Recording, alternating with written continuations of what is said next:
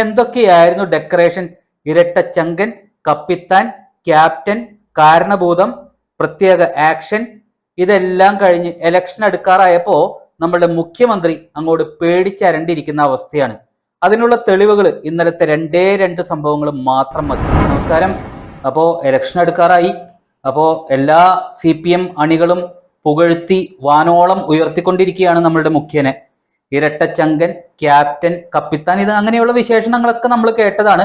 പക്ഷെ ഇലക്ഷൻ അടുക്കാറായപ്പോ അദ്ദേഹത്തിന്റെ ചില പ്രത്യേക നീക്കങ്ങൾ എന്നൊക്കെ പറയുന്നത് SNDPയെ കൂടെ കൂട്ടുന്നു, KPMSനെ കൂടെ കൂട്ടുന്നു, NSSനെ കൂടെ കൂട്ടുന്നു, അമൃതാനന്ദമയി ദേവിയെ പോയി ആദരിക്കുന്നു. ഇതെല്ലാം കണ്ട് നമ്മളുടെ അന്തം കമ്മി സഖാക്കളെല്ലാം സന്തോഷിച്ച് അങ്ങോട്ട് ഇപ്പോ ജയിക്കും എന്ന് പറഞ്ഞിരിക്കുന്ന അവസ്ഥയിൽ നിങ്ങൾ മനസ്സിലാക്കേണ്ടത് നമ്മുടെ പിണറായി വിജയൻ എന്ന് പറയുന്ന ഇരട്ടച്ചങ്കൻ യഥാർത്ഥത്തിൽ ഇലക്ഷൻ എടുക്കാറായപ്പോൾ പേടിച്ചരണ്ടിരിക്കുന്ന അവസ്ഥ എന്നുള്ളതാണ്. ഇന്നലെ രണ്ട് സംഭവങ്ങളാണ് നടന്നത്. പ്രത്യേകിച്ച് പറയേണ്ട ഒരു കാര്യം എന്ന് പറയുന്നത്, പോലീസ് മേധാവികളുടെ ഒരു ഉന്നതതല യോഗം ഇന്നലെ നടന്നിട്ടുണ്ടായിരുന്നു. അതിലുള്ള സംഭവങ്ങളാണ്. നിയമസഭയിൽ അദ്ദേഹം പോലീസ് വളരെ കൃത്യമായിട്ടാണ് പെരുമാറുന്നത്, കൃത്യമായിട്ട് ജനങ്ങളെ സേവിക്കുന്നുണ്ട് എന്നൊക്കെ പ്രതിപക്ഷത്തിന്റെ ചോദ്യങ്ങൾക്ക് ഉത്തരം കൊടുത്തു എന്നുണ്ടെങ്കിലും സത്യത്തില് കേരളത്തിലെ അദ്ദേഹത്തിന്റെ തന്നെ ആഭ്യന്തര വകുപ്പിന്റെ എല്ലാ കുറ്റങ്ങളും സമ്മതിക്കുന്ന ഒരു അവസ്ഥ എന്ന് തന്നെ പറയേണ്ടി വരും. അതായത് പബ്ലിക്കായിട്ട് ഉന്നതതല യോഗത്തില് പോലീസുകാരെ വിമർശിച്ചിരിക്കുന്നു, കൃത്യമായിട്ടുള്ള ഒരു താക്കീത് നൽകിയിരിക്കുന്നു എന്നുള്ളതാണ് നമ്മൾ മനസ്സിലാക്കേണ്ടത്. അതായത് പോക്സോ കേസടക്കം അട്ടിമറിക്കപ്പെടുന്ന സംഭവങ്ങൾ കേരള പോലീസിൽ നടന്നിരിക്കുന്നു. അതുപോലെ തന്നെ ബിനാമികൾക്ക് വേണ്ടി സഹായങ്ങൾ ചെയ്യുന്ന പോലീസായിട്ട് കേരള പോലീസ് മാറിയിരിക്കുന്നു. അതുപോലെ തന്നെ ധാരാളം ആളുകളുമായിട്ട് വേണ്ടാത്ത രീതിയിലുള്ള അതിക്രമങ്ങൾ നടത്തി ജനങ്ങളുടെ അപ്രീതി സമ്പാദിച്ചിരിക്കുന്നു. അങ്ങനെ അക്രമം കാണിക്കുന്ന പോലീസ് എന്നുള്ള ഒരു പേര് കിട്ടിയിരിക്കുന്നു. അതുകൊണ്ട് തന്നെ സൗഹൃദപരമായിട്ട് ജനങ്ങളുമായിട്ട് ഇടപഴകണം എന്നുള്ള ഒരു നിർദ്ദേശം അദ്ദേഹം മുന്നിൽ വെച്ചിരിക്കുന്നു. അതിലെ ഏറ്റവും പ്രധാനപ്പെട്ട ഒരു കാര്യം എന്ന് പറയുന്നത് നമുക്ക് സത്യത്തിൽ ചിരി വരും എന്നുള്ളതാണ്. അതായത് തൃശ്ശൂരില് നമ്മുടെ ശോഭാ സുരേന്ദ്രൻ പ്രസംഗിച്ചിട്ടുണ്ടായിരുന്നു. അന്ന് ഈ ശോഭാ സുരേന്ദ്രൻ അടക്കമുള്ള BJP സംസ്ഥാന നേതാക്കൾക്കെതിരെ വരെ ജലപീരങ്കി ഉപയോഗിക്കുന്ന ഒരു അവസ്ഥയുണ്ടായിരുന്നു.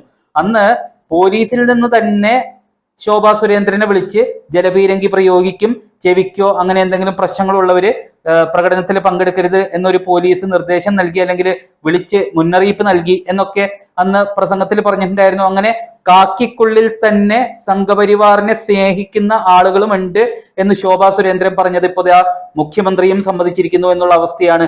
മുഖ്യമന്ത്രിക്ക് RSSനെ പേടിയാണ് എന്ന് തുറന്ന് സമ്മതിച്ചിരിക്കുന്നു. അതായത് ഈ ഉന്നതതല യോഗത്തിൽ അദ്ദേഹം പറഞ്ഞത് സംഘപരിവാറും RSSുമായിട്ടുള്ള ബന്ധം ഒഴിവാക്കണം, പോലീസുകാര് അവരുമായിട്ട് അകലം പാലിക്കണം എന്ന് ഓപ്പൺ ആയിട്ടുള്ള ഒരു നിർദ്ദേശം അദ്ദേഹം കൊടുക്കേണ്ട ഗതികേടിലേക്ക് എത്തിയിരിക്കുന്നു എന്നുള്ളതാണ്.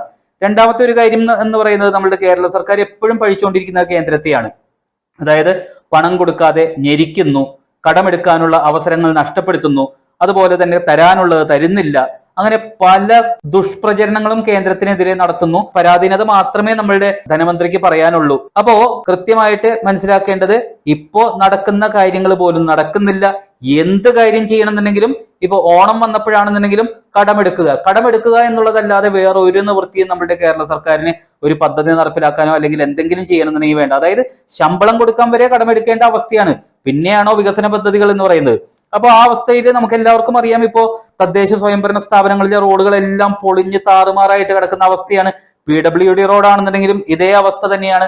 അതുപോലെ തന്നെ ലോട്ടറി വിറ്റുപോവാത്ത ഒരു അവസ്ഥ, ഓണം ബമ്പർ എന്ന് പറയുന്ന ലോട്ടറി വിറ്റുപോവാത്ത അവസ്ഥ നമ്മൾ കണ്ടു. ആശുപത്രികളിൽ മരുന്നില്ലാത്ത അവസ്ഥ, എക്യുപ്മെന്റ്സ് ഇല്ലാത്ത അവസ്ഥ, അങ്ങനെ ഒരു കാര്യത്തിനും കേരളത്തിന്റെ ഖജനാവില് ഫണ്ട് ഇല്ലാത്ത അവസ്ഥയിൽ ഇപ്പോ ഇലക്ഷൻ എടുക്കാറായപ്പോ നമ്മളുടെ മന്ത്രിസഭ തീരുമാനമെടുക്കാൻ പോകുന്നു. അതായത് 1600 എന്ന് പറയുന്ന ആ ഒരു ക്ഷേമ പെൻഷൻ 2000 ആക്കാൻ തീരുമാനമെടുക്കാൻ പോകുന്നു. അത് തദ്ദേശ തെരഞ്ഞെടുപ്പിന് മുമ്പ്.